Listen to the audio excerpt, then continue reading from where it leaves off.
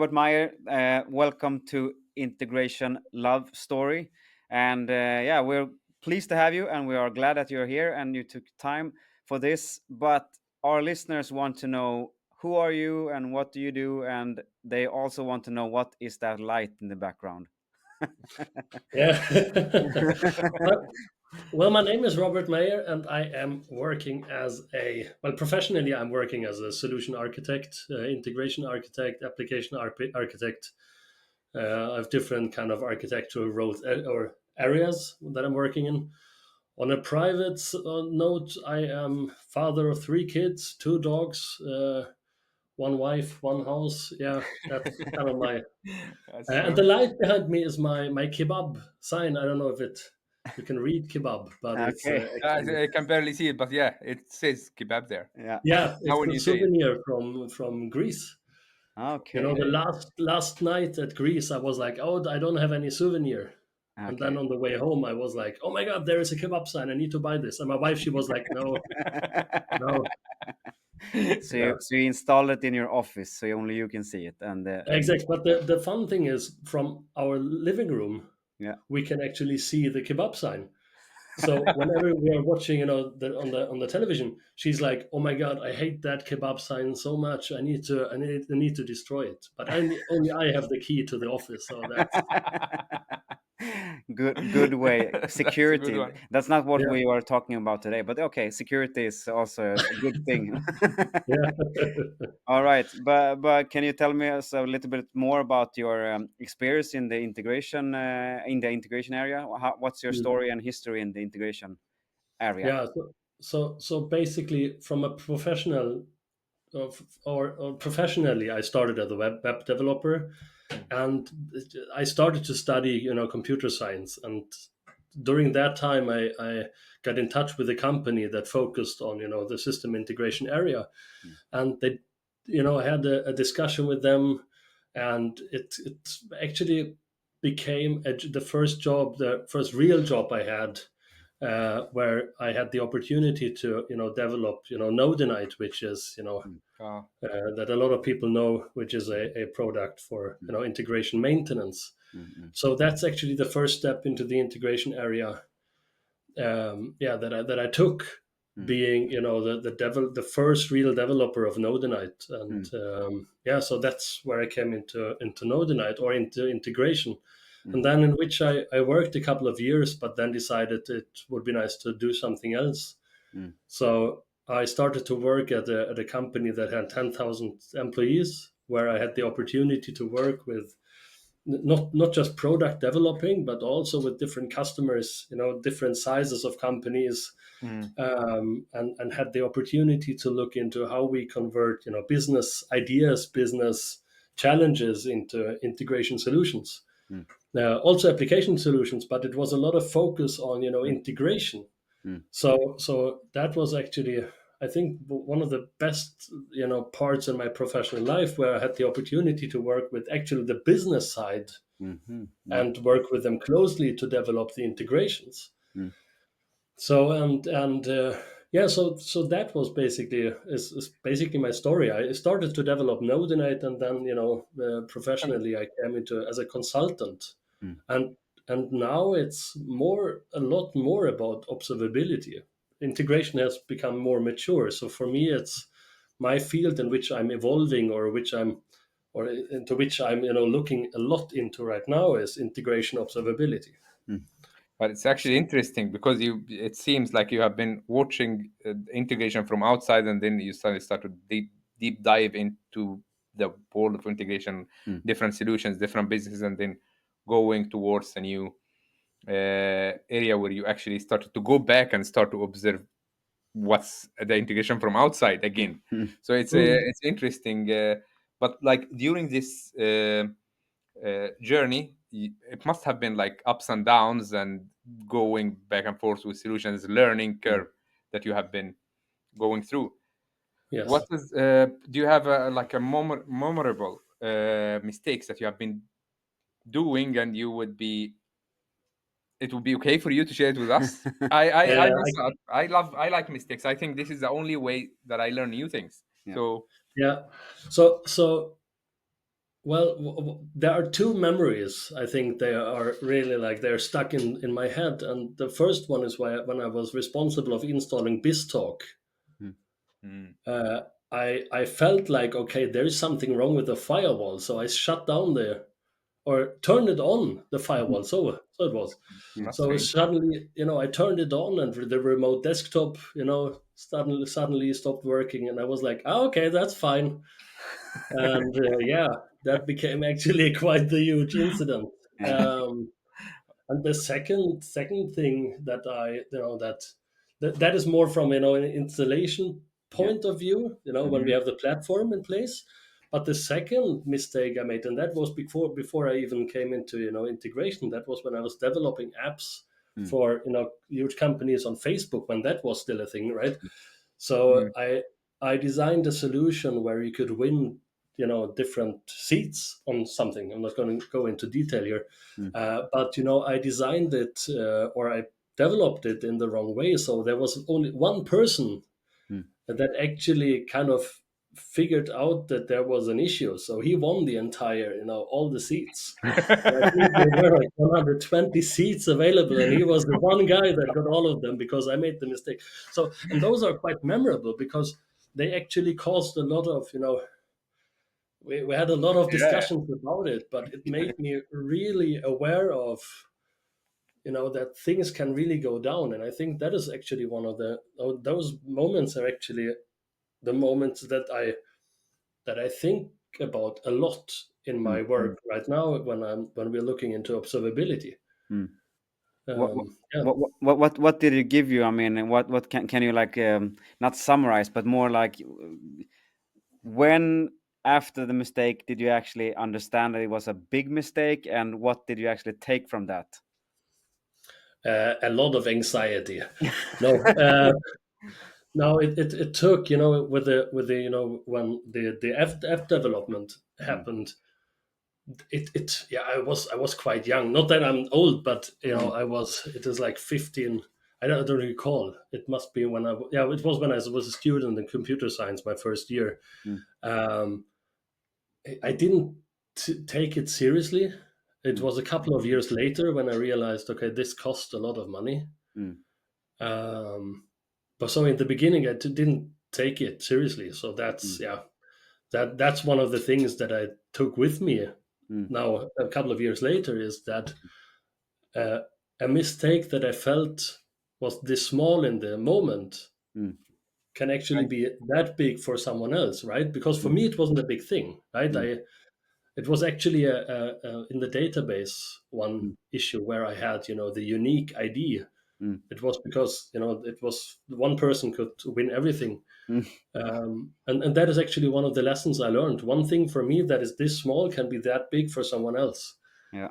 Yeah. And the same for when I had the BizTalk installation with the Mhm. firewall. It luckily it was not a lot in that was affected, but it became quite the incident because it wasn't just turning it on. It was yeah, it kind of nobody knew what happened, and I Yeah. Was was it a so production nervous. environment? Sorry. Was it a production environment? Yeah. Okay. Oh, Yeah. that's even. And you go No, from but turning it on, and then you go from okay, and then something happens, and you think like, no, I didn't touch anything, and then it just escalates. yeah, yeah, exactly. And I was like, yeah, yeah, but that will be solved, and it's solved. Yeah, it would actually without everybody, being it came out, that I was the one, and it actually wasn't an issue, but it cost quite a lot because it was the infrastructure team was involved, and some Mm. consultants didn't know what, and I wasn't aware of that happening because I Mm. wasn't that part of the Yeah. of that assignment. I was just the guys that installed BizTalk, right, or Yeah. updated or Yeah. so.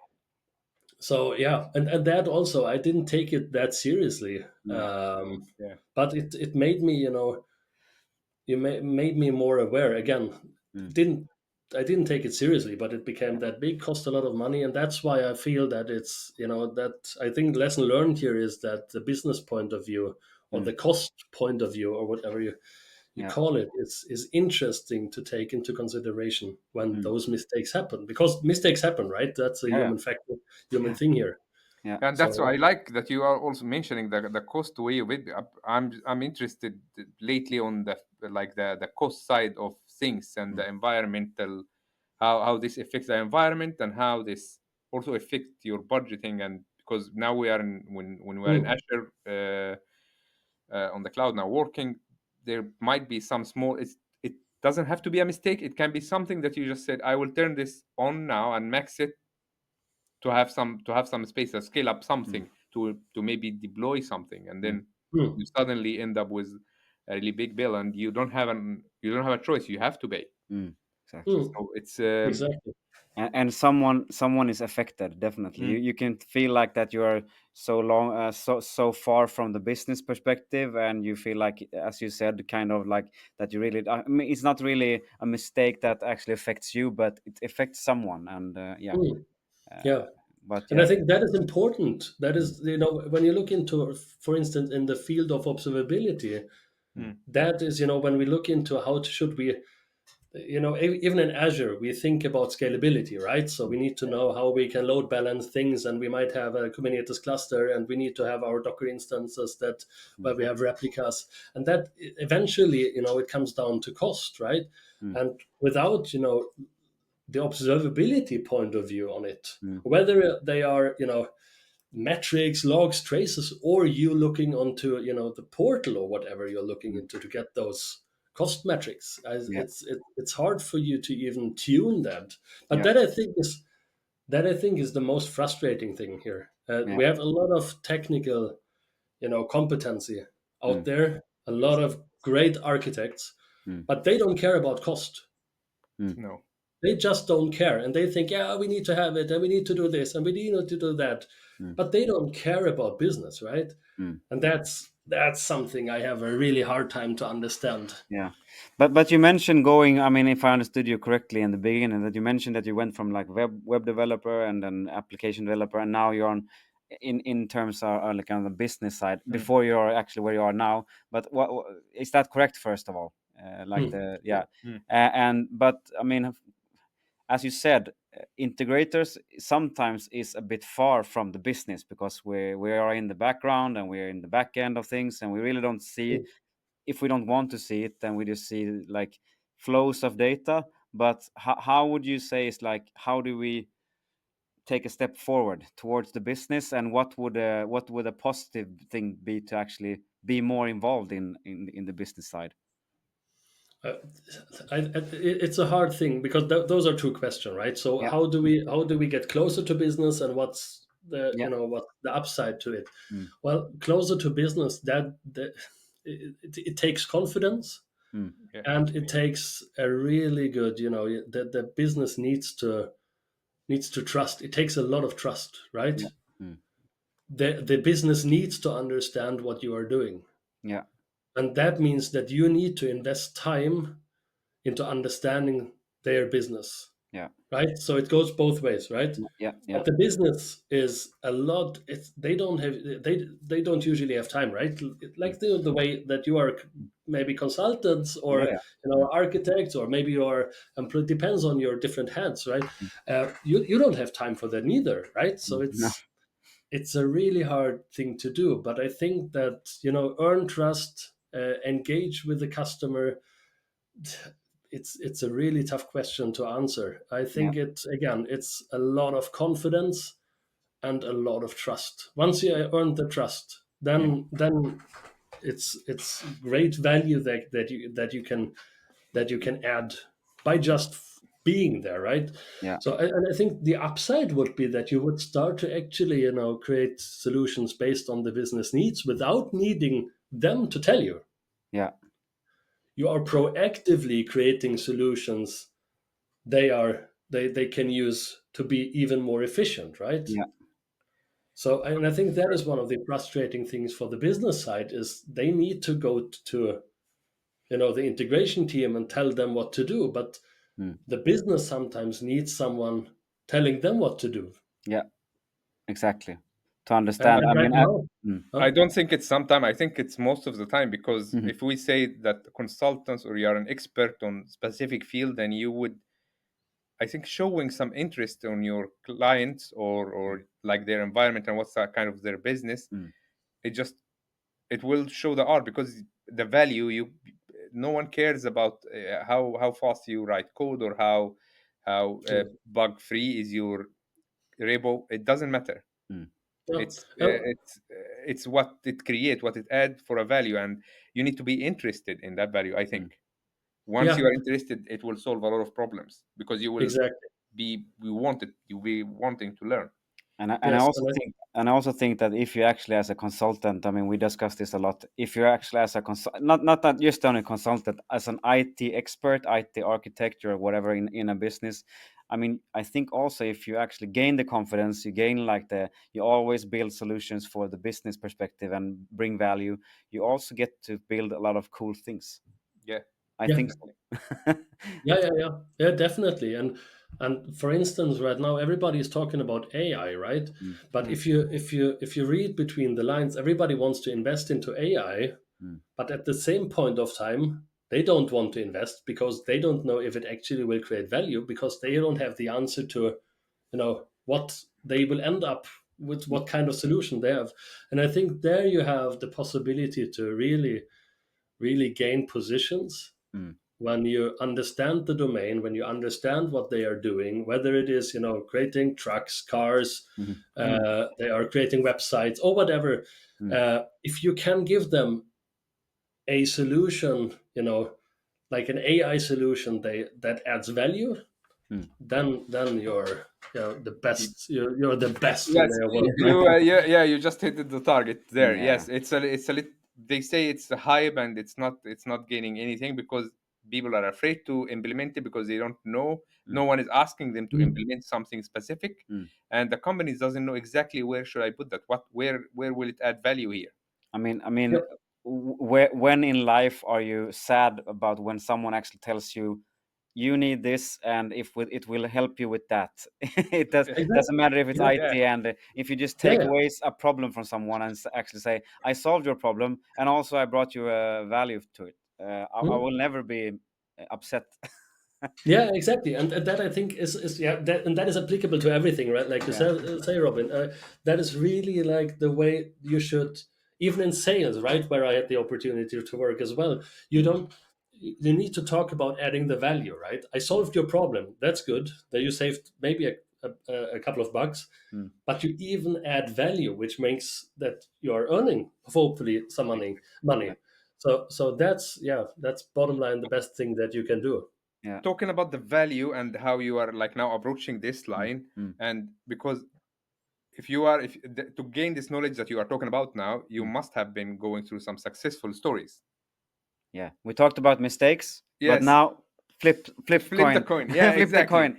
What is the success story that you actually? I mean, in any, if you brought business value, or you were just happy with the solution, Mm. anything, the success story. Oh, that's a tricky one. That's a tricky one because I don't usually celebrate my successes. Yeah. It's I celebrate the customers when they are happy.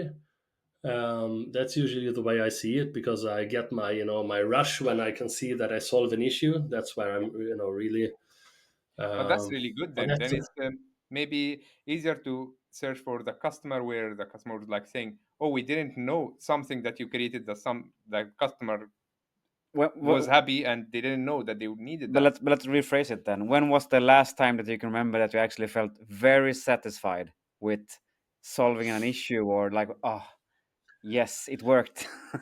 Yeah. Okay. So the last time I felt this was actually when I fell in love with Open Telemetry. It Okay. was actually that's actually, we talked a little bit about business, and I love business. Yeah, Yeah. that's actually one of the areas, or yeah, I love business because that's where we earn the bucks, right? Mm. But Open Telemetry is actually one of the technical parts here in which I really fell in love, because it, from a business point of view or from a technical point of view, it doesn't matter. It's Hmm. the first time we have a standard when it Mm. comes to observability, Mm. which makes we can, make it really easy for companies to maintain their applications with the same protocol. Mm-hmm. All the different companies have different solutions to maintain and monitor their solutions with, right? Mm. So if you have, I don't know, if you have product A, they're gonna have some kind of dashboard that shows some graphs, Mm. Yes. but they don't provide that data to you because they want you to log into that. Mm. Mm. And there is no standard that we can, put a requirement on the software. We Mm. cannot say, you know what, we have this tool. We want you to provide the data in this way. Mm. Then they're gonna say, yeah, then you need to buy that API for $100,000, right? So Mm-hmm. Mm. it's add-ons and add-on and add-ons. And now that we have something like Open Telemetry, we have a unified way to provide that observability data. Mm. And when we have the standard, just like we had, in the time when APIs kind of suddenly Mm. popped up, right? And we had APIs a long time, but it's the last couple of years have been really been this rocket Mm. road for APIs. Mm. Um, when that's done, when APIs came, then suddenly we started to require our products to talk, have APIs, right? Mm. Yeah. So now we say now it's kind of bad practice to purchase a software that doesn't have APIs, right? Mm. Mm. Mm. Um, and the same goes for the observability way. Now, for me, right? So if I would go ahead and buy a software, Mm. and I'm really early in my thinking, and Mm. this Mm. open telemetry is still, some of the components are still in beta, Mm. but it's actually a way for us to have a standard for things, and that makes me, now we can start to connect all the different pieces of software together Mm. to analyze our IT system and Mm. see where we have bottlenecks to improve it, Mm. right? So we can talk a lot about, we have, let's say we have one customer that has multiple web applications out there where they talk to the customers, like a mobile app, it could be websites where they have talked to the end customer. And with open telemetry, if we just say, okay, all of these systems should talk open telemetry, some of them are written in C sharp, some of them are written in Spring or in Java, Mm. some of them are written in Node.js. And now we can say, you know what, it doesn't matter in what language you write, we want it to have it in OTLP or in the open telemetry Mm. protocol. Mhm. Then we can have it in the same app. Mm. Uh, the apps can send it to us. We don't need unnecessary agents deployed anywhere that just drives cost. Mm. um, so it's for me, open telemetry opened so much more for me, and that's actually the last 6, 7, 8, 9, 10, 12 months. I mean, it's really going fast. Yeah. But, Yeah. but like I just want to understand one thing. Like here, if you're gonna be, I do understand open telemetry, and Mm. you understand. So you have been this deep dive in it for the last 12 months. But like for someone who doesn't know what does that mean? What's those? It's like now it's like Greek for this person. Mm. Yeah. How would you explain it? Oh, that's a tricky one because you need to understand observability. But basically, it's a unified way, an easy way for you to get in control of your application performance. Mm. It provides all the necessary connectors or whatever that Mm. can connect to your application for you to connect all the different metrics. Yeah. So it's like you having control of your car, right? When you drive, you are aware of the fuel level, your speed, and you should be in the same control when it comes to your applications. Mm. So response time, number of entry hits on the website or whatever. It should give you, or it gives you, the same control. Yeah. But it's just the protocol, so it's not the visualization layer. It's Mm. the data. Yeah. So Yes. it's a tricky one. It's how you structure. Maybe I don't know. No, not structure, Yeah. because structure is afterwards. Yeah. But yeah, good explanation. It's Yeah, it's and I mean our next question was actually, I mean, regarding your session at the Nordic Integration Summit earlier this year, and your topic was monitor your integration using open telemetry. What aside from what you already talked about, what was your point in that session for those who didn't listen? The point is to be aware of open telemetry.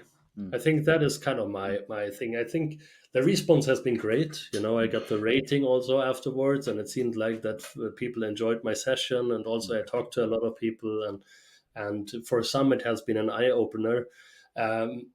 For me, it is the reason for the session was more like to get people aware of what's out there, Mm. Mm. and that open telemetry actually, integration is a black box, Yeah. Yeah. is or and has been for so many years, right? Mm. So, and my point of view is open telemetry is suddenly a way for you to expose that data Mm. to a lot of companies, they use Splunk, Datadog, Dynatrace, Bumblebee, or whatever they are called, right? And Mm. I don't know if Bumblebee is actually a software, but it's there are so many solutions out there, Mm. Oh. and when we have systems like Azure, they come with Azure Monitor. Mm. When Mm. you have BizTalk, you don't have BizTalk Monitor, but you have something like Node-Night, BizTalk 360. You have Mm. System Center. There You is have bespoke different, health monitor Mm. also. Yeah, yeah, but that's an old one. Mm-hmm. yeah, but still, it's BHM is still, yeah. Mm. So, and then when you go into AWS, you might have something else, right? Mm. What happens is that which way you choose to go, you will end up having a new kind of analytics. Mm. They always put in more. If you have Yeah. Mule, then you have your Mule analytics. If you have, I don't know, you have different for any kind of platform. They have Yeah. their own tool. But with open telemetry, actually, we can achieve this transparency. We have no vendor lock-in any Mm. longer. If you are, I mean, Azure Monitor is fine, but I don't know if I can say that in this, but it sucks in Yeah, some yeah. in some No, ways to but run like, it, right? Yeah. yeah, Yeah. you can say whatever you want to say there. Actually, there is no we are not censoring the No. content in that way. But what I was trying to say here is like it's as you say, there is the best tool for the best use. Mm. Hmm. That's what I was. But now we are you are not trying to talk about the telemetry as a tool. No. It's a you want it to have as a part of the solution. If I understand you right. Hmm. Exactly. And I would want, for instance, for all the different integrations we have out there, we have something like traces now in open telemetry. Mm. Mm. So it makes sense for us, to see what kind of data entered our application and Mm. what kind of data left Mm. our integration. Also, let's see what happened in between. Mm. In Logic apps, we have this, right? We have, Mm. you can see in BizTalk, we have, send ports, receive locations, you have your Yeah. tracking. It's worse with orchestrations, but still you have it, right? Mm. Um, but if you build stuff with Azure Functions, it gets difficult, right? Mm. Mm. You don't have this designer that shows what's happening, and especially when you have integrations that have, we talk a lot about Azure, right? But a lot of customers have multi-cloud scenarios. Yes. AWS, Microsoft, they are really living on-prem. Yeah. And what happens if we have, when data is being created on-prem, you have different microservices on there. You might have a Kafka or whatever that, streams your data, and Mm. then suddenly it goes into Azure. And sometimes we just look into Azure, right? It Yeah. doesn't make sense to me. It doesn't. It really just doesn't. It makes sense No. from an integration observability perspective to look if you are responsible for maintaining a solution. Yeah. But from a business side, I would want to know what happens. How many messages are we sending? Where is the cost? How many issues do we have? Mm. Does it even make sense for us for the response time to have it still on prem, or why are we? It's Yeah. open telemetry A opens. wider you need a wider vision Yeah. to actually create a business value because Yeah.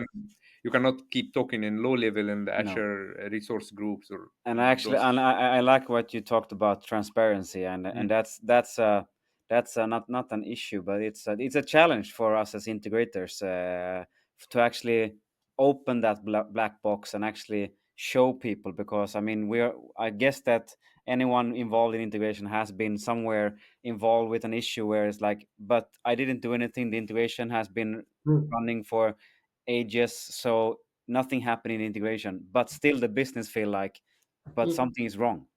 Yeah. And Yeah. if you have then a customer, let's say that the customer would have something like, I don't know, Splunk or whatever, it doesn't Mm. matter. Then from an integration point of view, I would say, you know what, I don't want you to go to me and ask me what happened in the integrations. Let me tell you, let me send the data to a Splunk Yeah. or whatever. then you would have, have your Splunk. In Splunk, you would have an OTLP endpoint that you from the integration point send the data to. Yeah. And, Splunk, the business side is most likely already using Splunk. Yeah. So they don't need to learn anything else. They have the same data. And then we can create this dashboard in a tool they are already using, right? Mm. Yeah, Nice. exactly. And I think people are more and more now starting to shift the designs towards this way, because you have now Fabric, Mm. which is gonna be unite how you're gonna be visualizing your data and how you process your messages, Mm. and Hmm.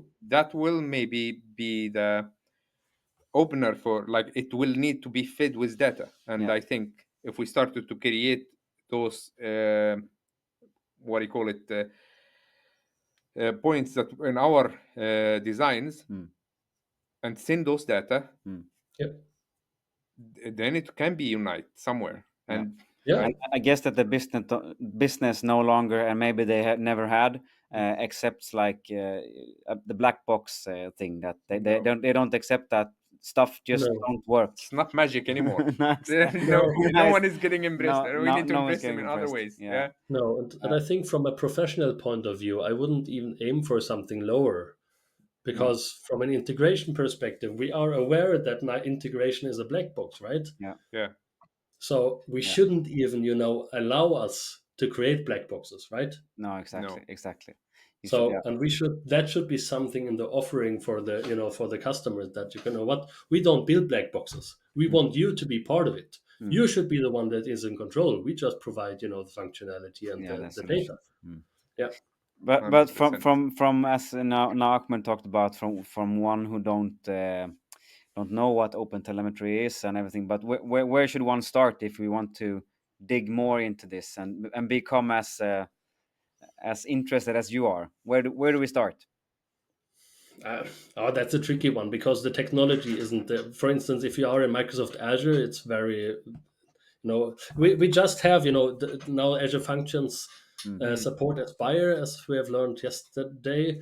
Mm. So that means that we have OTLP. But I would say it like this: set up your visualization tool, and just send it some data to, send it some, some metrics. Mm. Collect, in open telemetry, we talk basically about three different types: metrics, logs, and traces. Mm. Metrics, Mm. logs, and traces, exactly. Mm. And I mean, metrics is like, you can see it as your speedometer. You can Mm. see, Yeah. like, how fast are you going, or you Yeah. have different, like a counter, Mm. 1, 2, 3, 4, 5, 6, 7, right? Mm. So whenever you get a message, then you could populate a counter Mm. saying Mm. number of messages received, right? Mm. Yeah. And then I would take a tool like Azure Monitor, I don't know, or Grafana that you can run locally on your Docker or whatever you have, Mm. and try to visualize it. Mm. How many messages did we receive? Yeah. It's super simple, and Mm. as soon as you start, how easy it is to create those metrics, Yeah. because I think one of the keys here are metrics. Yeah. Number of messages received, number of failed messages, and then you have just a simple counter, not more. Yeah.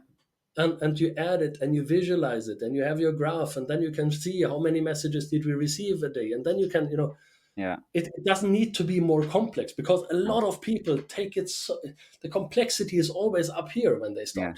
Yeah. Mm. Oh, Yeah. we need to solve the world's problems, right? Yeah, we should. Yeah, of course, but we need to Start we need to somewhere. take it. Small Yeah. steps, Yeah. small steps. I follow you on LinkedIn, of course, and I saw a post quite recently, right, where you actually celebrated like so few lines of code, and the outcome was very Yeah. big.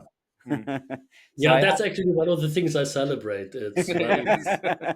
I I'm gonna start, with some videos that I will publish. Yeah. Mm. But my point of view, I'm a more of a practical guy. Mm. Yeah. I like theory, but in theory we can do a lot of things, right? Mm. It doesn't mean that we are gonna apply it, right? Yeah. It's still theory, and I'm more of a practical guy. I like the way of thinking about MVPs, minimal viable products. Mm. Mm. Let's do something really quick and see if it works, and then I'm Yeah. still gonna celebrate, because I'm not a guy that you have in maintenance. Yeah. Yeah. I'm That's the Yeah. I'm the product creator here. I'm like to, come to Yeah. something, and then if it works, then we have somebody else. Yeah. And then you pass it on to someone else. Yeah, That's actually a exactly. really good mentality. It makes things happen fast because that's what's needed now. Yeah. Yeah, I Yeah, mean, yeah, engineering is something fail fast. It's so many things out there that you can actually try, and if you dig the hole deep enough, then It you was a could be yeah, theory wrong. Yeah. before, but now when like the AI come, all of these things, like every day something new happen and Mm, something new come up. yeah. mm, If But you, the mm, key here is observability. mm, If you have something that is works and you are pretty fast in releasing it, mm, if you mm, don't think about observability, how can you even follow up on it? I mean, if you think you have a great application, mm, then you're going to release it, right? mm, yes, But how do you know that it's being used? mm, oh, yes, oh, So it's a exactly. maybe a great idea, and then you feel like, oh, this is awesome, and I'm going to develop it, and then you're going to invest like thousands of hours into it, mm, but maybe no one else is using it. mm, Yeah, if you are not measuring the steps and what is like with the use for it mm, without numbers, you cannot really uh, mm. create value. That's Exactly. I like So yeah. I like the car comparison here. That you Mm. actually, I mean, you have metrics in the car, and you have things to hmm, actually measure what you are doing. How would you either know, how would you know how fast you are going, and how would you know how fast you are going to a specific place? Or hmm. yeah. Yeah. And also when we talk about integrations, right? We talk bit when we collect those requirements. We talk about how important is this? How many messages do we think we receive? How big are the messages? Mm, What happens if it fails? Right? mm, Those are typical questions that we collect or that try mm, to get the answers for before we develop those integrations. mm, Yeah. Let's follow up on those with observability. mm, If the business tells us that this is going to send 10,000 messages, then we should have a meter that says number of messages, right? mm, Exactly. Yeah. We need to actually. mm, You are absolutely right. We were always thinking about logging and monitoring as like some kind of tracking, mm, but Yeah, it's like it's not about that. It's actually not about that. It's about showing value. Also, you can mm, show value.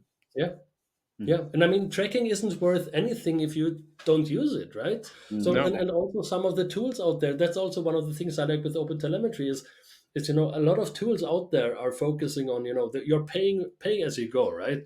Mm, So if you go into Splunk, Dynatrace, or whatever tools there are out there in cloud, you're gonna pay for the ingestion, right? mm, So they have this 10 gigabytes is gonna cost 1,000 crowns mm, or $100 or whatever, mm, uh, and they want you to send all the data to you, right? mm. Everything, because that's gonna add cost to you and they're gonna earn on it, right? Yeah. Yeah. But open telemetry is actually a way for you to filter Mm. and You start to are think about. almost close to make me fall in love with open telemetry now. Now I'm I'm starting to actually I to be honest I had Now Ahmed needs to dig into this as well, yes I need to and dig then he can into explain to me what it is, because I need this explanation.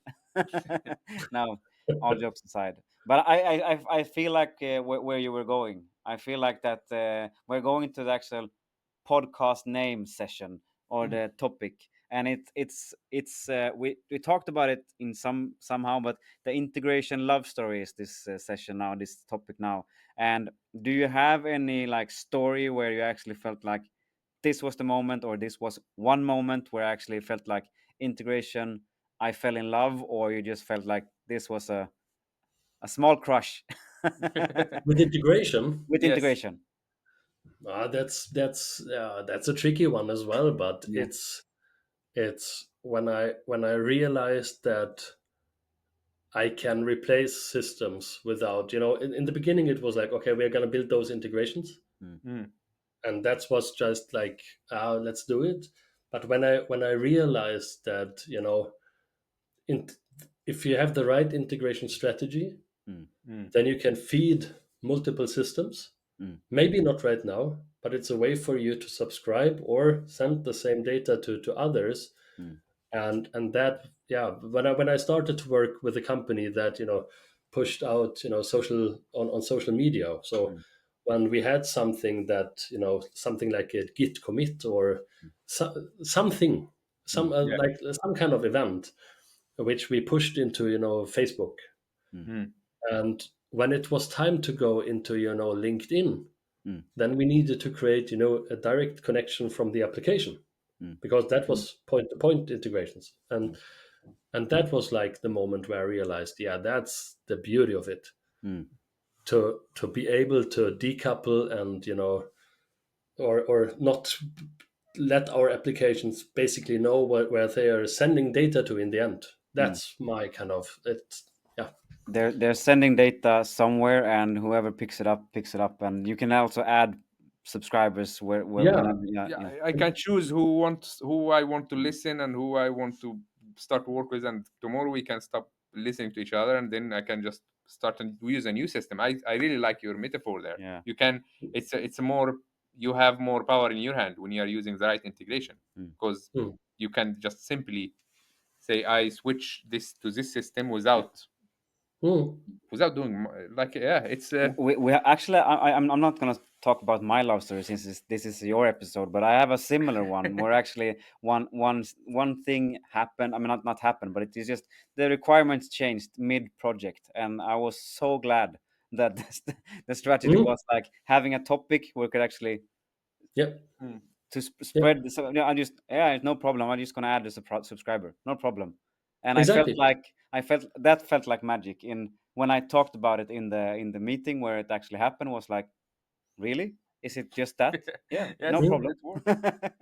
Yeah, but I think that's the beauty. And also you're talking about, just, mid project the requirements changed. And I think that is the beauty of it. And I think it's like this: the same type of data creates one value here and one value here. So we, with the same with the same, investment, or the same, data, we can create multiple values. And Yeah, that That's really yeah. that is a love story. create a multiple value. Yeah, that's interesting. It's, we were like trying to dig into create value. Now he's talking about multiple value. Yeah, yeah, I need to learn more about open telemetry. yeah, That's if I'm gonna, yeah. You definitely need. yes, I We will dig into I that think it definitely. open your mind to Yeah. multiple value Yeah. situation. Uh, so that's, it's really, I'm really interested now, as I've been saying about open telemetry, and I will try to dig as deep as I can. But if I would like to follow you and get more knowledge about this subject, and I guess that you will be posting, as you were saying that you're going to be posting some videos Mm. Yep. soon. Where can I do that? On LinkedIn, I'm gonna have a YouTube. I will not put the things on my website. I will put some things on my website, but I will Mm. post it on, on YouTube, and then it's gonna be posted on LinkedIn. So that's Mm. basically the main channel of, spread for, Yeah. yeah. That's Yeah. where we follow your successes, where you celebrate. I mean, I've seen you celebrate on LinkedIn, so I will keep on seeing that. That's great. That's great. That's good. So yes, before we end, we will be having another time where I will, in this next time, I will be knowing more about open telemetry, Mm. and then we can have a deeper conversation about that. Mm. So stay tuned for that. Yeah. But before this next time, um,